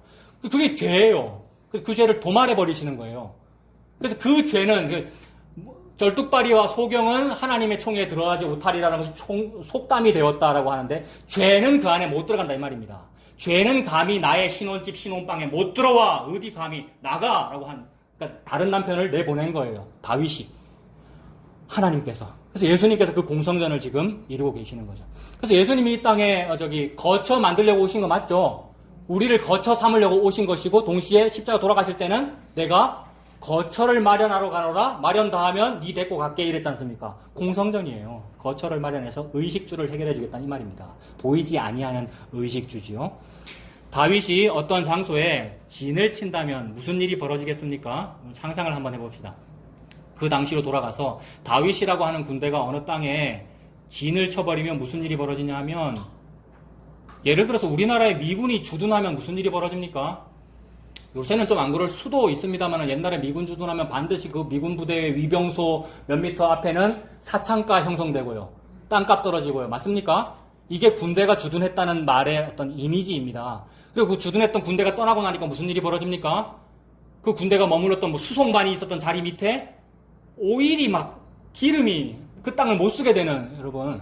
그런 걸 배경으로 만든 봉준호 감독 괴물 뭐 이런 영화도 있고 그랬잖아요, 여러분. 그게 이제 군대가 주둔했다는 말의 이미지입니다. 실제로 군대가 주둔하면 그 안에 위안부라는 것이 생기더라고요. 그런 책도 있습니다. 일본군만 위안부가 있었던 것이 아니고 한국군 위안부 피해자 무슨 기록도 있더라고요. 저희 아버지 군인이었다 그랬지 않습니까? 제가 가만히 생각해도 위병소 몇 미터 저쪽으로 가면 약간 뒷골목 쪽에 뭔가 분위기 좀 이상한 느낌이 있었단 말이에요. 전방에 가면 보통, 그죠? 그리고 은근히 그런 것을 조금 이렇게 독려하기도 하고요. 왜냐하면 군인을 컨트롤하려고 뭔가 좀 욕정을 풀어줘야 되고, 안 그러면 무슨 사건, 사고 생기고, 그런 것도, 음모론인가? 있지 않습니까? 남자들 세계에서는 그런 것 같아요. 그래서 그거 싫어합니다. 보통 그 땅에 부동산을 가진 사람은 그거 싫어하지 않겠어요, 여러분? 내가 여기 부동산 주인인데. 그 말은 내가 여기 주인인데. 왜 다윗의 군대가 여기 와? 싫어한단 말입니다. 실제로 나발이라는 사람이 어떤 땅에 큰 거부로 살고 있었는데, 이 나발이라는 사람은 아마 갈렙 족속인가? 잘 생각은 안 납니다. 나발이라고 하는 어떤 거대한 부자가 있었고 양이 수천 마리다라는 기록이 있죠. 사무엘 상에 보면. 근데 그 땅에 다윗이 진을 쳤거든요. 다윗이 진친 성읍. 근데 다윗은 거기에 왜 진을 쳤느냐 하면 사울 왕한테 미움받는 시절 아닙니까? 그 사울 왕한테 미움받아가지고 목숨 구걸하기 위해서 광야로 여기 이 땅에 진쳤다가 저 땅에 진쳤다가 도망자의 신세가 된 거예요. 이거 예수님이에요. 예수님이 나그네 꼴이 된 거예요. 우리가 원래 나그네인데 우리 나그네와 동류가 되신 게 예수님인 거예요. 범법자와 동류가 되신 거. 그 진을 쳤는데 그 나발이 도와주지 않죠. 다윗을. 다윗이 하인들 시켜가지고 우리 너무 배고프니까 저 사람 부자니까 먹을 거 좀 달라 그래라. 그래 평소에 간 것도 아닙니다. 일부러 그 사람 잔치날 간 겁니다. 원래 거부가 잔치하면은 각설이한테 먹을 거 줘야 되는 거 아닙니까? 근데 안 준다 그러면서 나발이 뭐라 그러냐면 요새 주인집에서 도망친 뭐 종들이 많다던데 다윗 그것도 그 종 아이가 다 알면서 그렇게 말했단 말이에요. 다윗이 열받아가지고 전부 칼과 창을 들어라라고 하면서 이제 공격하러 가는 그런 장면이 나오죠. 그러니까 제가 지금 무슨 얘기를 하려고 그러냐면 원래 군대가 주둔을 하면 그 땅 막 베리고 아니면 부동산 땅값이 떨어진다고 싫어하는 법인데 나발이라는 사람은 싫어했어요. 근데 실제로 나발은 그런 피해를 본 적이 없다 이 말입니다. 거기에 사창가가 형성된 적도 없고 엔진 오일 때문에 오염된 적도 없고 무슨 땅값이 떨어진 적도 없고 오히려 나발이 이익을 봤어요. 무슨 이익을 받느냐 하면 군대가 거기 주둔하는 바람에 나발의 수천 마리 양떼를 침략하러 온 오랑캐가 못 왔단 말이에요. 다윗이 이걸 알기 때문에 이 정도 덕을 봤으니까 나발이 내를 안 도와주겠나 했는데 안 도와주더라는 얘기입니다. 이게 우리의 죄예요. 예수님이 내 곁에 계시면 내 느낌은 예수 때문에 내가 피해 볼 것 같으나 사실은 피해 하나도 안 보고 덕만 보는 건데도 불구하고 나는 예수를 싫어하더라는 얘기입니다. 그래서 그게 나이며 동시에 나와 일심동체인 죄다 이 말입니다. 근데 예수님이 나를 사랑하면 희한하게 나를 죽이셔야 되는데 나와 일심동체인 죄만 예리하게 수술해서 메스로 죄만 분리해내시고 이걸 보고 계면활성제 죄만 분리해내시고 나를 살리더라는 얘기입니다. 그 죄라고 하는 주인 남편을 내쫓아버리고 나와 결혼하는 이야기입니다. 그래서 나발 죽고 나발 부인하고 결혼하죠. 다윗이 아비가일하고 결혼해요. 나발의 부인이 아비가일이라는 사람인데 물론 이 스토리 사이에 여러 가지가 제가 생각했습니다. 그 생각된 건 뭐냐 하면 아비가일이 막 지혜를 내가지고 열심히 바리바리 음식 싸가지고 다윗한테 가가지고 제발 용서해주세요. 우리 남편이 좀 바보 같아서 그렇습니다. 용서해주세요. 해서 그래서 이제 직접 죽이지 않았죠. 다윗이 나발 직접 죽이지 않았습니다. 말씀만 임했는데 나발이 심장마비 죽어버렸어요. 그러니까 전체적인 상황은 죄라고 하는 남편 나발이 죽고 남편 없는 사람, 즉 과부잖아요. 과부인 아비가일에게 진짜 신랑이 생겼다라는 얘기가 된다고요. 근데 이거를 또 우리 인간 중심으로 해석하면 봐라, 아비가일이 이렇게 믿음을 냈잖아. 아비가일이 이렇게 지혜를 내가지고 지혜로운 신앙 고백을 잘 했으니까 살았잖아 라고 해석하게 됩니다만은 하나님은 무슨 말씀을 하시는 거냐 하면 아까 얘기했죠. 저 동성애자들이나 니나 같다 요 얘기하는 거니까 네 남편 나발이나 아내 아비가일이나 같다 일심동체야 라는 얘기를 하시는 거라고요. 근데 이 일심동체가 어떻게 하나님의 은혜로 분리가 되니? 네 아비가일이 어떻게 믿음의 고백을 하게 됐니? 믿음 고백은 어떻게 하게 되는 겁니까? 노아가 어떻게 노아의 방주에 타게 되는 거죠? 그 세대의 모든 사람이 모든 계획이 항상 악하다 이랬는데 그 모든과 항상 안에 노아 지도 포함되어 있는데 어떻게 노아는 거기서 분리되어서 방주에 탈 수 있는 사람이 되는 겁니까? 뭐 때문에? 은혜를 입었더라 때문이죠. 많은 사람들이 그 말을 읽어놓고 무시한단 말입니다. 노아가 착했으니까 안 그랬겠나? 노아가 하나님 말씀을 잘 들었으니까 안 그랬겠나? 아니란 말이에요. 이거 아니라는 것을 증명하는 방법이 자기 자신을 쳐다보는 겁니다. 요걸 못해요 사람들이. 자기 자신을 보면 죄인 맞네 이렇게 되는데 자기를 못 봐요. 거울을 볼 줄을 모른단 말입니다. 우리가 아무리 지를 봐도 이 정도면 괜찮지 이러잖아요. 우리가 제가 그러고. 근데 말씀 그러니까 은혜가 임하니까 노아도 내도 엘리야도 모두 성정이 같고요. 아비가일 나발도 전부 다 같고 전부 극악무도한 죄인이네요. 근데 은혜가 임했더라. 은혜를 받았더라 라고 되면 아비가일이 어떡하지? 뭐라고 말해야 되지? 다윗 당신은 여호와의 전쟁을 수행하시는 분입니다. 다윗 당신은 여호와의 생명싸개 속에 쌓이셨습니다. 요 말을 하게 돼요. 이거 예수님한테 하는 말이거든요. 생명싸개 속에 쌓였습니다. 여호와의 전쟁을 수행하십니다. 이거 예수님한테 하는 말이거든요. 예수님에 대한 믿음의 고백은 하나님께서 은혜를 주셔야 그 말이 나오더라는 거죠. 전적으로 하나님께서 하신 일이죠. 즉 나라고 하는 어떤 아비가일에게서 나발이라고 하는 죄를 분리해내시는 이 일은 나의 믿음의 고백 때문에 된 게 아닙니다. 예수님의 전적인 능력으로 이것이 되었다라는 것을 하나님 말씀하시는 겁니다. 그래서 그렇게 해서 다윗이 거기에 진을 쳤고 다윗이 이제 나발이 죽게 되었고 아비가일과 결혼을 했습니다. 그러니까 즉 예수님께서 저와 여러분에게 다가오셔서 진을 치시면 이런 일이 일어납니다. 그래서 남편이 바뀐 거 맞죠? 남편이 바뀌었습니다. 나발에서 예수님으로 남편이 바뀌었고 룻의 신랑이 원래는 룻이 모압 여자니까 룻의 신랑이 원래 모압 사람이어야 하잖아요. 그리고 원래는 엘리멜렉 집안의 어떤 남자일 뻔했잖아요. 말론, 기론 둘 중에 하나가 룻의 신랑이죠. 그런 사람인데 근데 신랑이 바뀐다는 얘기잖아요. 누구로? 보아스로 바뀌는 거니까. 보아스는 아브람과 다윗의 자손, 그 족보의 그 보아스잖아요. 다윗의 자손은 아니죠. 조상이죠. 자, 그래서 그 보아스가 예수를 의미하죠. 그 예수님이 진 치지 않으셔야 될 곳에 자꾸 진을 치셔요. 여러분, 생각해 보세요. 나는 교회 다닐 가치가 없고요. 예수 믿을 가치가 없습니다. 나라고 하는 이 부동산. 나라고 하는 땅에는 예수님 진 치면 안 되죠. 진 치지 않으셔야 될 곳에 예수님이 자꾸 진을 치셔요. 그곳이 어디냐면 사마리아 수가성 우물가입니다. 예수님이 수가성에 가면 됩니까, 여러분? 유대인인데. 예수님이 사마리아 가면 됩니까? 그 사람들은 원래 사마리아 어떻게 갑니까? 유대에서 나사렛 가려면 어떻게 갑니까? 멀어도 돌아가는 사람들이 그 사람들인데 사마리아로 들어간대요. 즉 가야 되지 않아야 될 곳에, 진치지 않아야 될 곳에 예수님이 진을 쳐요. 사마리아 수가성 우물가에 진칩니다. 남편이 4-5번 바뀌었어도 해갈되지 아니하는 나를 찾아오는 거죠. 내가 죄를 자꾸 바꾸잖아요. 그때 이 죄가 더 쾌락이 좋아, 이 죄가 더 효과가 좋아라면서 자꾸 예수님을 갈아치운단 말입니다. 내가. 근데 그 사람에게 찾아오셔서 지금 있는 남편도 네 남편이 아니야 이래 버리셨어요. 여러분, 예수님이 나한테 오셔가지고 지금 네가 믿는 그 남편이 네 남편이 아니야. 네가 지금 좋아하는 너의 그 종교, 네가 믿는다는 그 기독교 그거 네 신랑 아니야. 내가 네 신랑이야라는 얘기지 않습니까? 그래서 사마리아 이 여인이 그리스도를 만났다 이렇게 된 거죠, 여러분. 주인을 만났다 이렇게 된 거죠. 그래서 참된 신랑은 예수님이십니다. 예수님이 우리의 신랑입니다. 이 말의 동의어가 예수님이 교회의 머리이십니다. 그러니까 이 교회의 머리가 자기 몸 아니어야 될 사람 몸 삼은 거예요. 새끼손가락, 발가락, 지체. 이거는 찢어내야 되는 건데도 불구하고 이건 내 몸이야. 자기 몸은 누구나 자기 몸처럼 자랑하거든요. 그래서 고린도전서에서 말씀드렸죠. 그리스도도 그러하니라 이거. 내가 내 몸을 막 아끼잖아요. 어디 뭐가 딱 들어오면 바로 여기 면역 체계가 막 작동하잖아요. 나는 안 하고 싶어도 자동적으로 되는 것처럼 그리스도도 그러하니라 라는 말씀을 하시는 거죠. 그래서 예수님이 우리의 신랑이고 교회의 머리 되신다는 말이 그 뜻입니다. 그렇게 되시려고 이 아리엘이라는 장소에 진을 쳤습니다. 즉 예루살렘에 아리엘에 진을 치셨습니다. 우리는 그것도 모르고 열심히 아리엘에다가 짐승 올려놓고 뭐 했습니까? 아리엘이 제단이니까 열심히 짐승 올려놓고 막 제사라고 하는 예배를 드렸죠, 우리가. 새벽 제단을 쌓는다 그랬고, 기도 제단을 한다 그랬고, 뭐 랄랄랄랄 하기도 하고, 성령 운동을 하기도 하고, 막 그랬습니다.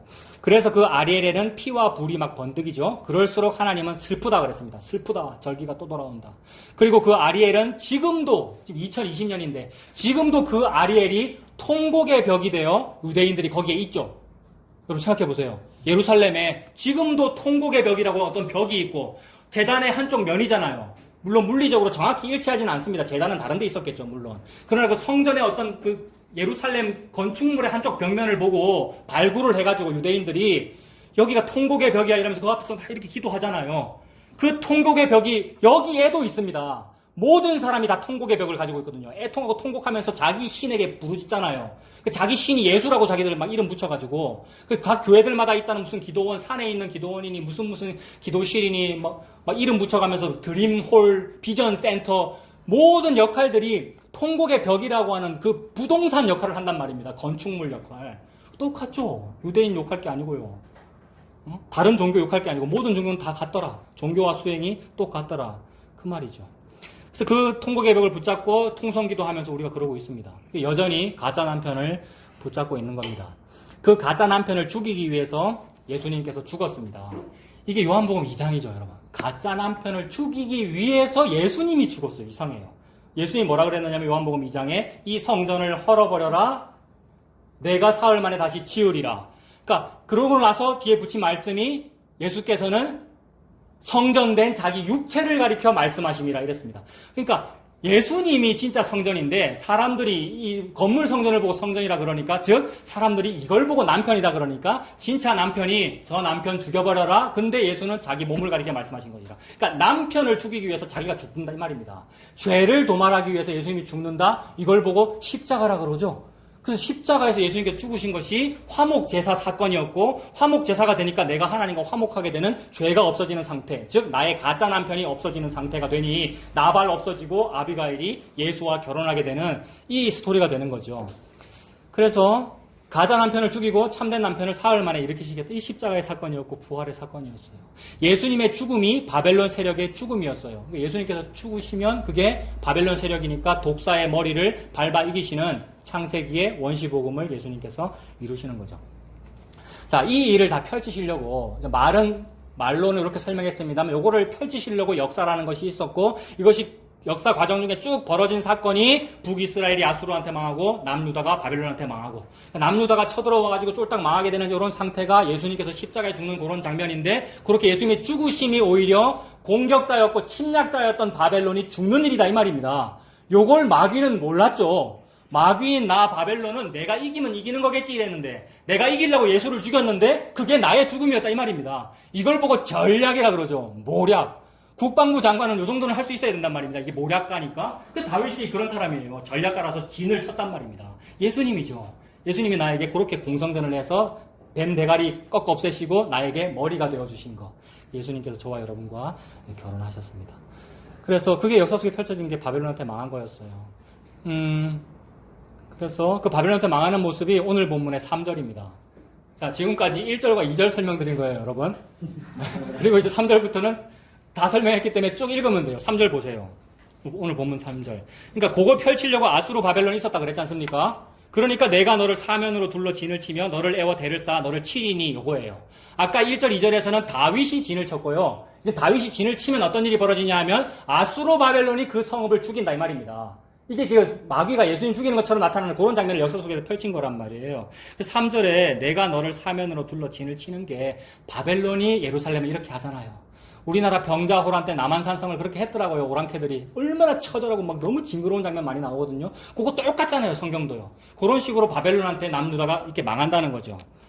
대를 쌓아 너를 친다는 이 장면은 그냥 설명 안 하고 넘어갈 수가 없어요. 대를 쌓아 진을 친다. 이거 왜 이래야 되느냐 하면 우리는 이제 공성전을 당하는 입장이기 때문에 수성을 해야 되지 않습니까? 수성을 하려니까 우리가 한 일이 뭐죠? 성벽을 높이 쌓은 거죠. 내가 쌓은 성벽이 바로 판벽한 나의 집이고 성전은 회파되었는데 나의 판벽한 집은 내가 판벽했고 동시에 열심히 판벽한 것이 바벨탑 아닙니까? 근데 니들이 그렇게 잘 쌓아? 나는 대를 쌓을 거야. 이래 버리시는 거예요. 바벨론이. 근데 그 바벨론을 운영하시는 분은 누구십니까? 하나님이죠. 그러니까 내가 쌓은 바벨탑보다 항상 더 높습니다. 우리 하나님이. 그래서 내 길은 네 길과 다르고 내 생각은 너희의 생각과 달라서 항상 위에서 하시는 거예요. 그래서 대를 쌓는 이건 너무 징그러워요. 병자호란에도 나오더라고요. 뭐 김훈의 소설, 남한산성 이런 거 보면 항상 오랑캐들이 옛날에는 수성전, 공성전이니까 내가 쌓은 성벽보다 더 높은 대를 쌓아서 쳐들어오잖아요. 이거 무시무시한 겁니다. 에스컬레이터를 쌓았다는 거잖아요. 그 높이까지 쌓으려면 그 나라가 반드시 우리보다 경제력이 강해야 되죠. 항상 그런 일입니다. 이 역사는. 피가 피를 들이는. 근데 그걸 한번 이겨보겠다고 핵을 가지겠다고요. 그거 한번 이겨보겠다고 제가 요만큼 쌓았어? 더 쌓아야지? 더 쌓아야지? 언제까지 할 건데요? 더 쌓아야지, 더 쌓아야지를 보고 바벨탑이라 그러죠. 그래서 많이 쌓아서 많이 올라가면 높아진 것 같죠. 최고의 힘을 가진 것 같으니까. 근데 하나님은 상하대칭이야. 상하대칭. 0점을 기준으로 상하대칭이니까 제일 높이 올라간 게 제일 많이 들어간 거죠. 이걸 보고 무저갱, 없을 무자, 바닥저자, 갱도 갱자. 그래서 많이 올라간 것 같으나 지옥에 많이 들어간 거죠, 여러분. 근데 여기에 많이 올라가는 제일 좋은 방법이 뭐였습니까? 이 땅에서는 예수 믿으면 많이 올라갑니다. 이랬어요. 예수 믿으면 성공합니다. 이랬다고요. 다니엘 학습법으로 공부하면 스카이 대학교에 합격합니다. 이랬단 말입니다. 예수 믿으면. 근데 그게 오히려 예수의 이름으로 지옥을 가게 되는 얼토당토하는 상황이 되었다. 근데 하나님은 무슨 일을 벌이시는 거냐면 대를 쌓아서 물질르셔서 고도 제로가 되게 만드시는 겁니다. 고도 제로는 여기가 아니고 여기잖아요. 튜닝된 상태, 제로가 된 상태. 근데 제로가 된 상태가 가장 높아진 거예요. 왜요? 가장 높아진 거예요. 지옥에서 나왔다 이 말입니다. 이걸 보고 받아야 될 복을 다 받았다. 그러므로 여호와의 능하신 손 아래서 겸손하라. 고도 제로. 겸손하라. 때가 되면 너희를 높이시리라. 어디까지 높이실까요? 고도 제로까지 높이십니다. 고도 제로까지. 이 받아야 될 복 다 받은 거라고요. 뭔 복을 받고 뭔 사업을 번창하겠다고 우리가 예수의 이름으로. 아니요, 예수의 이름으로 사업 번창한 건 제로가 된 겁니다. 고도 제로. 그게 남편하고 결혼한 상태입니다. 하나님께서 이 은혜를 말씀하십니다. 그래서 이렇게 치시는 거를 보여준 게 이제 아수르고 바벨론이고요. 그게 이제 3절부터 쭉 읽으면 된다 그랬죠. 3절 보세요. 이렇게 대를 쌓아서 너를 친다. 바벨론 쳐들어왔어요. 4절. 네가 낮아져서 땅에서 말하며. 맞습니까? 고도 제로 됐습니까? 내 입은 제일 높잖아요. 입이 여기까지 제일 높은데 입이. 근데 저 입이 땅에 붙었으니까 고도 제로잖아요. 네가 낮아져서 땅에서 말하며 네 말소리가 나직히 티끌 허물 땅에서 날 것이라. 네 목소리가 신접한 자의 목소리같이. 신접한 자는 무당이라서 뭔가 세미한 음성을 내는 척 아마 그런 소리. 그러니까 땅에서 나는 소리같이 들린다는 거죠. 우리의 고도가 제로가 됐다 그 말입니다. 신접한 자의 목소리같이 땅에서 나며 네 말소리가 티끌에서 짓거리리라. 그러니까 우리의 소리가 땅에 붙게 되는, 겸손하게 되는 그 상태를 하나님이 만들어버리시네요. 자, 그리고요. 자, 이제 쭉 읽고 마무리하겠습니다. 5절도 보면, 자, 갑자기 거기에 동그라미 하나 붙어 있으면서 문단이 바뀌어버리잖아요. 하나님의 장면 전환은 너무 극적이고 빠릅니다. 조금 전까지 고도 제로가 돼서 쫄딱 망하는 얘기지 않습니까? 이게 이사야서에서의 어려운 용어로는 마헬살랄 하스바스잖아요. 이사야 아들 이름. 쫄딱 망해서 노략질이 속하게 당한다는 얘기인데 바로 스알 야숲이거든요. 근데 스알 야숲이라는 그 아들의 이름이 스알 야숲이 첫째 아들이에요. 그러니까 마헬살랄 있고 나서 스알 야숲인데 태어나기는 스알 야숲이 먼저 태어났고 그 다음에 마헬살랄 하스바스가 있었다고요. 스알 야숲은 뭐냐면 회복이거든요. 그러니까 남은 자가 돌아오리라. 그러니까 회복과 승리가 먼저 있고 쫄딱 망하는 게 나중에 있는 구도를 하나님 만들어 놓으시고 우리 역사 속에 펼쳐지기는 쫄딱 망하는 일이 먼저 펼쳐지고 그 다음에 나중에 오는 것처럼 됐다고요. 그러니까 무슨 말이냐면 종말이 창조를 앞선다 이거잖아요. 전에 말씀드렸죠. 종말이 창조를 앞선다. 요한계시록과 요한계시록 이후의 모든 상황은 하나님 앞에 다 이루어져 있는 상태로 창세기에 쓰셨다 이 말입니다. 우리가 걱정할 일이 아니죠. 그러니까 끝이 다 이미 완성돼 버렸으니까. 그래서 바로 장면 전환이 되는 것은 이미 끝이 먼저 있었기 때문입니다. 그래서 바로 장면 전환 5절에 그럴지라도 이 말입니다. 하나님은 한 해도 손해 안 보고 하나님의 아내는 하나도 손해 안 봤다. 그리스도의 신부는 하나도 손해 안 봤다. 자기 백성은 하나도 떨어뜨리지 않냐고 다 구원했다 이 말입니다. 5절에 그럴지라도 네 대적의 무리는 아수르 바벨론은 세미한 티끌 같겠고 강포한 자의 무리는 날려가는 겨 같으니 그 일이 어떻게 갑자기 일어납니까? 순식간에 갑자기. 이거를 보고 신약에서는 누워 자고 깨고 하는 중에 이겁니다. 분명히 농사 지었고 걸음도 줬고 뭐 열심히 했는데 그러나 열심히 한 거는 아무것도 아니었고 때는 밤에 잤는데 누워 잤는데 어느 날 열매 맺었고 어느 날 새싹이 났고 열매를 맺었더라. 그 열매와 그 나무를 보고 하나님 나라라 그러는 거죠. 모든 비유는 하나님 나라를 설명하신 거잖아요. 예수님께서. 즉 하나님의 나라, 하나님의 이루심은 너의 경성함으로 이루어지는 것이 아니다. 네가 열심히 해서 이루어진 것이 아니고 갑자기다. 5절처럼 그럴지라도 이고 순식간에 갑자기 벌어진 일이다. 그 순식간에 갑자기 벌어진 사건을 보고 예수님께서 십자가에서 다 이루었다. 이렇게 말씀하신 거라는 거죠. 예수님께서 다 했기 때문에 내 입장에서는 갑자기 벌어져 버렸어. 다 돼버렸어. 제가 할 것이 없네요. 그래서 할 것이 없네요의 상태가 십계명에 드러난 것이 안식하라 입니다. 안식하라. 쉬어라. 나 여호와가 쉬니까 안식하라. 이렇게 말씀하셨습니다. 그래서 6절에 이제는 전부 8절까지 그 바벨론이 철저히 망한 장면입니다. 만군의 여호와께서 우레와 지진과 큰 소리와 해오리 바람과 폭풍과 맹렬한 불꽃으로 그들을 징벌하실 것인즉 아리엘을 치는 열방의 무리 곧 아리엘과 그 요새를 쳐서 그를 곤고하게 하는 모든 자는 꿈같이 밤의 환상같이 되리라. 그를 곤고하게 한 자를 일장 충mon같이 없애버리셨습니다. 곤고하게 한 자가 바벨론 즉 죄인 나의 가짜 남편이었는데 그를 죽여버리셨어요. 그러니까 내가 곤고했는데 이 곤고한 자를 도우셨죠. 곤고한 자를 어떻게 도왔습니까? 하나님이 말로 어떻게 도와줄 줄을 알게 하시고 이랬어요. 아까 주 여호와께서 곤고한 자를 말로 어떻게 도와줄 줄 아시고 그 말씀이 예수님이죠. 그러니까 그래서 8절 이게 일장 충몽과 같았으니까 8절에 보면 줄인 자가 꿈에 먹었을지라도 깨면 그 속은 여전히 비고 목마른 자가 꿈에 마셨을지라도 깨면 곤비하며 그 속에 갈증이 있는 것 같이 시온산이 어딥니까? 아리엘이고요. 이거는 설명 하나 더 덧붙여야 됩니다. 특별히 시온산이라 한 이유는 원래 시온산이 좋은 의미가 아니었죠. 왜냐하면 여부수 사람이 먼저 원주민으로서 여부수라는 동네에 바벨탑을 쌓고 자기의 성읍을 쌓고 살았는데 그 성읍의 이름이 시온산성이거든요. 이건 난공불락이야. 어떤 놈도 여기 못 들어와. 그래서 예수 니 따위가 여길 들어오려고 니 못 들어와. 우리 성 안에 사는 소경과 절름발이도 니를 이길 거야. 라고 한 성이 시온산성이거든요. 근데 그 시온산성을 예수님이 다윗이 사랑하면 진을 친다 이 말입니다. 그래서 거기를 정복해버렸죠. 다윗이 여부수성을 정복하고 시온산성을 정복한 다음에 거기에 언약궤를 모셔오고 거기를 예루살렘 다윗성이다 라고 했어요. 그래서 저와 여러분이라고 하는 이 더러운 시온산성을 예수님께서 정복하고 사랑하여서 너를 교회다 이렇게 불렀다 이 말입니다. 다윗성이다 이렇게 불렀다는 말은. 그래서 그것이 시온산성이죠. 이 시온산을 치는 열방의 무리가 다 그와 같이 쫄딱 망할 거야. 내가 시온산을 지킬 거야. 그래서 예수님께서 교회를 그렇게 지키시는 거죠. 시편 말씀 한번 찾아보고 우리 마무리하겠습니다. 시편 132편 이건 직접 찾아봅시다.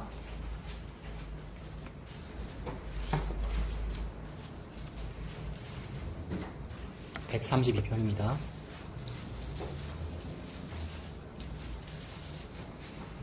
시편 132편에 13절부터 한번 보겠습니다. 시편 132편 13절에 여호와께서 어디를 택하셨습니까? 시온을 택하셨어요. 그 시온은 나의 안 좋은 이름이었어요. 좋은 이름 아니에요, 이거 원래. 나의 아주 죄스러운 이름이었는데 그거를 택하고 시온을 택하시고 뭐를 삼고자 하십니까? 자기 거처, 신혼집이에요. 교회예요. 성전이고 지성소예요. 자기 거처를 삼고자 하여 이르시기를 이는 내가 영원히 쉴 곳이라. 영원히 쉬는 게 안식이잖아요. 영원히 쉬는 게 안식이고 생명이고 영생이고요. 이걸 보고 천국이라 그러죠. 영원히 쉴 곳이라 내가 여기에 거주할 것은 거주한다. 이걸 보고 임마누엘이라 그러죠. 하나님이 나와 함께 거주하는 거거든요. 함께 있는 거. 이 임마누엘이에요. 예수님의 별명이죠. 내가 여기 거주할 것은 이를 원하였습니다. 세상에 저를 원하시다니요. 그러니까 하나님께서 지금 영원히 쉬시려고 안식하시려고 하나님께서 안식하시면서 나에게 안식하라라고 명령까지 하셨는데 왜 우리가 강제노동을 하더라는 거죠. 왜 강제노동을 하냐는 거죠. 그러니까 즐거워서 하면 그래도 다행인데 즐거워서 하는 게 아니고 강제노동 한다는 거죠. 또는 강제노동하고 있으면서도 즐겁다고 이제 세뇌가 돼가지고 평생 우리가 세뇌가 돼가지고 즐거운 줄 알고 막 우리가 했단 말입니다. 강제노동이었어요. 그게 아니고 예수님은 그 강제노동하고 있는 노예를 해방하는 게 희년의 나팔이거든요. 나팔 소리 막 불잖아요. 나팔 소리를 내잖아요. 우리 예수님이. 해방이다 이 말입니다. 노예야 해방이다. 우리 보고 하시는 말씀이죠. 15절에도 내가 이 성의 식료품에 풍족히 복을 주고 떡으로 그 빈민을 만족하게 하리로다 이니까 아까 그 고아가부 나그네를 도우라는 명령이 우리한테 온 게 아니고 예수님께서 이렇게 다 지키신 거죠. 그래서 빈민을 만족하게 하고 의식주를 해결해 줬고요. 떡으로 주셨으니까 오병이어의 기적이 일어나는 것이고 예수님이 생명의 떡이 되신 거죠. 16절에도 내가 그 제사장들에게 구원을 옷을 입힙니다. 구원이 옷이구나. 그러니까 예수님의 가죽옷이 혼인 예복이 구원이 되는 거죠. 구원을 옷 입히고 성도들은 즐거이 외치리로다. 내가 거기에서 다윗에게 뿔이 나게 할 것이다. 내가 내 기름 부음 받은 자를 위하여 등을 준비하였도다. 다윗에게 뿔이 난다는 것은 다윗의 여기에 뿔이 이렇게 나니까 뿔은 뭐냐 하면 뭔가 뭐 짐승으로 말하면 수컷이고요. 그죠? 수컷이고 영광의 상징이거든요. 그러니까 다윗의 영광의 상징은 면류관 아니겠어요? 관을 썼다는 말인데. 근데 그 영광 때문에 죽습니다. 누구죠? 압살롬의 영광은 뭡니까? 긴 머리카락. 머리에 뭐가 났다 이 말은 영광스럽다 이 말입니다. 근데 그게 나무에 걸려 죽죠. 이거 전에 강도사님이 설교했어요, 여러분. 나무에 걸려 죽어요. 그거 예수님 말하는 거죠, 결국. 그래서 모리아산 정상하고 연결되는 겁니다. 모리아산 정상에 남자 양이잖아요, 수양이. 수양이 뿔이 수풀에 걸려, 나무에 걸려 죽는 이야기. 그 영광의 상징인데 그 영광이 십자가가 되어 죽으시다라는 이야기를 통해 자기 백성을 그렇게 사랑하시고 구원했다는 그 얘기죠. 그래서 예수님께서 십자가에서 죽으셨다는 얘기입니다. 다윗이 뿔이 나게 한다. 근데 그게 영광이에요. 그게 예수님의 가장 큰 영광이고 그게 자랑이에요. 그래서 그 뿔이 그 고난의 어떤 그런 상징이면서 동시에 면류관이니까 영광의 상징이죠. 근데 우리 그 면류관이 있거든요. 요한계시록에 보면 그 면류관을 벗어서 예수님 발 앞에 드리잖아요. 이거 당신 겁니다. 라고. 우리 신부들이 그렇게 하는 거죠. 그래서 18절에 내가 그 원수에게는 수치를 옷 입히고, 원수들은 원래 수치를 옷 입고 있는데, 여러분, 저와 원수들은 다 똑같이 무화과나무 이파리 옷이라고 하는 수치를 옷 입고 있는데, 거기다가 오히려 수치를 옷 입히고, 우리들에게는 아까 뭐를 옷 입혔습니까? 구원을 옷 입히고. 그래서 그에게는 왕관이 빛나게 하리라. 즉, 다윗에게는 왕관이 빛나게 하리라. 예수님께서는 면류관을 쓰시고, 우리의 왕, 즉 주인, 신랑이 되었습니다. 마무리하겠습니다.